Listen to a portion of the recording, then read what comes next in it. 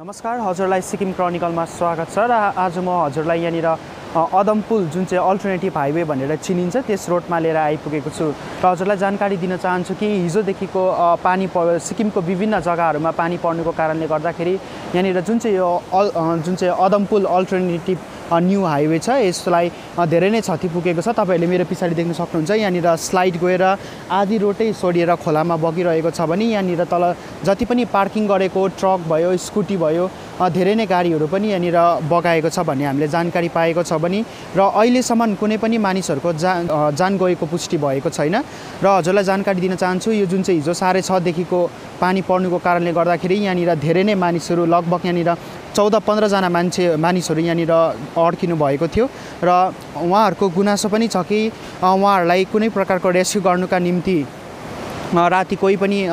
जो प्रशासन छ प्रशासनबाट कोही पनि आएन भन्ने उहाँहरूको गुनासो छ र यहाँनिर रेस्क्यु गर्नु या रोडलाई क्लियर गर्नुका निम्ति यहाँनिर केही ढिलाइ भएको भन्ने पनि उहाँहरूले जानकारी दिनुभएको छ भने र आज बिहान लगभग यहाँनिर 9 बजीतिर फरेस्ट डिपार्टमेन्ट साथै सम्बन्धित विभागले आएर यहाँनिर जति पनि रोडमा लडेको रुखहरू छ त्यसलाई हटाएर यहाँनिर रोड खोल्ने उहाँहरूले प्रयास गर्नुभयो र हजुरलाई जानकारी दिन चाहन्छु जुन चाहिँ यो अदमपुलको रोड छ यो सिक्किमको मल्टी स्पेसियालिटी हस्पिटल छ त्यसलाई जाने यो रोडबाट पनि त्यहाँनिर पुग्छ भने र हजुरलाई जानकारी दिन चाहन्छु यहाँनिर पुलिसद्वारा यो रोड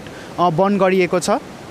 तपाईले यहाँनिर रिबन देखिरहनु भएको छ यहाँनिर यो रोड अहिलेको लागि क्लोज भएको छ कारण यहाँनिर ल्यान्डस्लाइड गएर यहाँनिर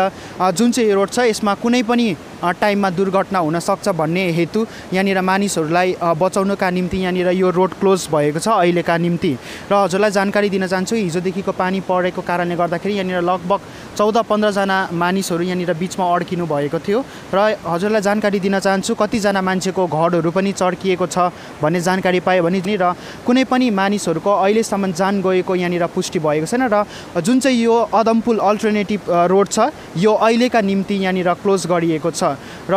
हेर्नुहोस् सिक्किम क्रोनिकलले तयार पारेको यो रिपोर्ट। जो हामी अराउन्ड 6:30 देखि यहाँ फसेको एकदमै ठुलो पानीले गर्दाखेरि यो सडकभरि सबै खोला बगिरहेको थियो यत्रो रोड ब्लकेज भइरहेको छ तर पनि यहाँ खै अब प्रशासनको केही क्लियरेन्सै छैन। फर्स्ट प्रायोरिटी दिएर काम गर्नुपर्ने यस्तो कुराहरू हस्पिटल जाने मेन वे यही हो तर पनि खै ब्लक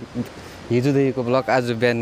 अराउन्ड 6 बजी 7 बजी त खोल्नुपर्ने हो तर अहिलेसम्म केही छैन। अब रेस्क्यु गर्नुको निम्ति आएको छैन नो वान अहिलेसम्म कोही आएको छैन। रेस्क्यु त होइन हामी त अब आफ्नो घरहरू त गयो र पनि अब यहाँनिर धेरै मान्छे फसेको छ कसैको बाइक लडेर फसेको छ कसैको गाडी कसैको स्कुटी बगायो के भयो धेरै पहिरोहरू झरेर धेरै घटनाहरू भइरहेको छ तर पनि अब न सर्भिलेन्स आयो न भिजिट आयो न कोही आयो यो त अब अलिकति मान्छेहरू इन्जर पनि भएको छ। इन्जर चाहिँ हजुर कता चाहिँ भएको थियो अरे तर अब एक्ज्याक्ट हामीलाई चाहिँ थाहा भएन किनभने यहाँको त होइन हामी होइन अलिक टाढोकै हो तर अब यहाँ फसेर चाहिँ अब हिजो चाहिँ धन्यले यता साथीहरू घर थियो र उनीहरूको घरमा गएर बास पायो अब आज कसरी जानुपर्ने खोइ अहिलेसम्म खाली भएको छैन।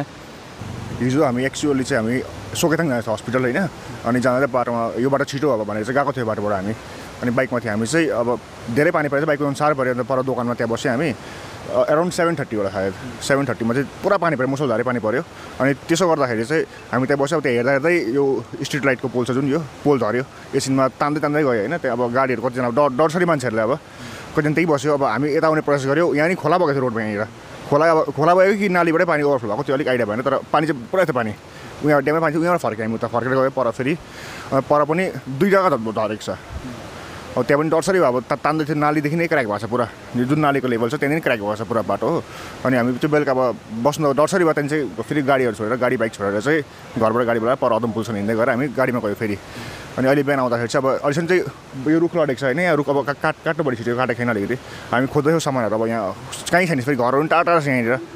काट्ने जग्गा केही छैन अब सामान हतियार छैन के नभए त काटेको झर्छ फेरि यहाँ माथि यस्तो सिन छ कि यो पुरा बग्दैछ माटो अहिले यो पनि झर्नु डरसरी छ अब डर यहाँ पनि ब्लक हुन्छ त्यहाँ पनि ब्लक हुन्छ अब त्यसले गर्दा त्यति नै छ अहिले। तपाईँहरू कतिजना जस्तो फस्नु भएको थियो अप्रोक्स फस्नु भन्दाखेरि अब 20वटा गाडी चाहिँ छ होला सायद हजुर कतिवटा गाडी चाहिँ अलिक छिटो निस्केछ बेलुका पानीमा ठुल्ठुलो अब यो स्कर्पियोहरू भयो जुनमा ग्राउन्ड क्लियरेन्स राम्रो छ त्यो चाहिँ निस्कियो फुत्तै अब सानो ग्राउन्ड क्लियरेन्स नहुने गाडी सबै फसेको छ। बाइकहरू गाडीहरू पनि खोलाले बगायो भन्नु त्यो स्कुटीहरू बगायो सुनेको थियो हो मैले तर अब देख्नु त बगायो चाहिँ भन्दै थियो मान्छेहरूले त केही भएको छैन होला।